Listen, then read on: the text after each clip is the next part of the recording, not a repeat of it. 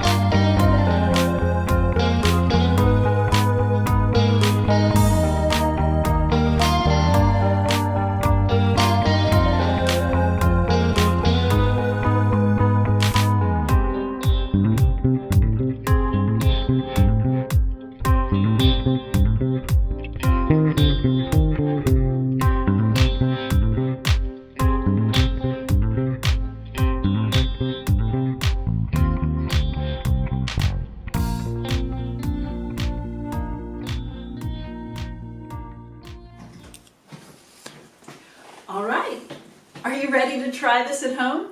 Well, now we're back in our studio, and I actually have a special guest to help me demonstrate. So I'm going to ask my daughter Adelaide to join us. Come on over, Adelaide. So Adelaide, how old are you, Adelaide? 8. Yeah, you're 8. So she's going to help us because we want to teach you how you can make a puppet out of your hand. So Adelaide and I are going to demonstrate together. So when you're making your hand into a puppet, first look at your hand and make it move. Move it in all different kinds of ways. Is there anything curious or interesting about your hand? Do you notice anything that you find interesting, Adelaide? Well, there's like my veins, kinda. Yeah, she can see her veins. Anything else? Then there's like these cracks. Ah, these cracks. Interesting. So like little bits and interesting things on your hands. Now see if you can make your hand move. So we say the word locomote. So how can you make your hand move? Take one of your hands and I want you just to see if you can walk it. Okay. She's using her fingers. Is there another way? Can you make your hand float? Excellent. Now what about fly? Is that different from float? You can use your hand in any kind of way. Maybe you want to move it on the ground or... Oh, nice. Very nice. So she's using her fingers to fly. So when you use your hands as a puppet, you can think about the different ways they move. Maybe it moves like a loud thumping sound. Maybe it is all the fingers like a creepy crawly. Maybe it is on your fingers like you were doing, so you have actual legs. Maybe you have 4 legs. Oh, sliding on your fingers, very nice too. Excellent. Now when you look at your hand, when we think about a puppet has focus or eyes. So we think about where our head moves. See if you can look at your hand and find the face on your hand. Where might it be, Adelaide? Like here. Okay. Like So, here. yeah, so like the back of your hand. Now see if you can make your puppet walk and then look around.